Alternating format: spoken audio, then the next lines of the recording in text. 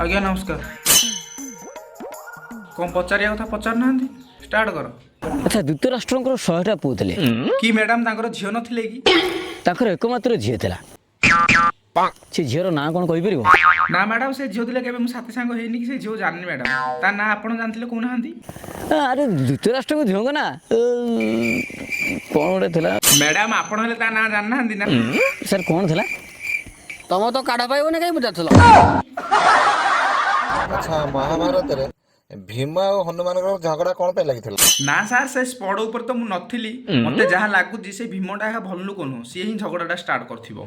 ଆଚ୍ଛା ସୂର୍ଯ୍ୟ କୋଉ ଦିଗରେ ଉଦୟ ହୁଅନ୍ତି? मैडम मते सखाळर कथा पचारंतुनी काई ना सखाळ मु उठी पारेनी तो जहा पचारियार अछि खराबेलिया कथा पचारंतु।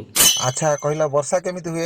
सर आकाश रु पानी पड़े आ वर्षा हुए आ ପୃଥିବୀଟା ଆମର କୋଉ ଗୋଲାର୍ଦ୍ଧରେ ଅବସ୍ଥିତ କହିଲ? ନାଇଁ ସାର୍ ଏଡା ଗୋଟେ କଥା ମୁଁ ଜାଣିନି ସାର୍ ମତେ ଛୋଟିଆ କଥା ପଚାରନ୍ତୁ। ସମୁଦ୍ର ପାଣି କ'ଣ ପାଇଁ ଲୁଣିଆ କହିଲ? ସାର୍ ସମୁଦ୍ର ପାଣି ପାଣି ନୁହେଁ ସାର୍ ସେଇଟା ଡାଇନୋସରଙ୍କର ମୁତ ଯେତେବେଳେ ଡାଇନୋସର ବଞ୍ଚିଥିଲେ ସେତେବେଳେ ମୁତି ଦେଇ ଯାଇଛି ଧିଆରି ଆଉ ସେଇଟା ହିଡ଼ ହେଇକି ରହିଯାଇଛି ଆଉ। ହଁ, ଭଲ ଥିଲା କିନ୍ତୁ ଆଉ ଟିକେ ଭଲ ହେଇପାରିଥାନ୍ତା। ସାର୍ ତାହେଲେ ମୁଁ ରଜର ରାଜା ହେଇପାରିବିନି? ସରି ନେକ୍ସଟ ଟାଇମ୍ ଆସ। ନେକ୍ସଟ ଟାଇମ୍ ଆସିନା ମୋ ବାଳ ଆସିବ। No, no, no, no.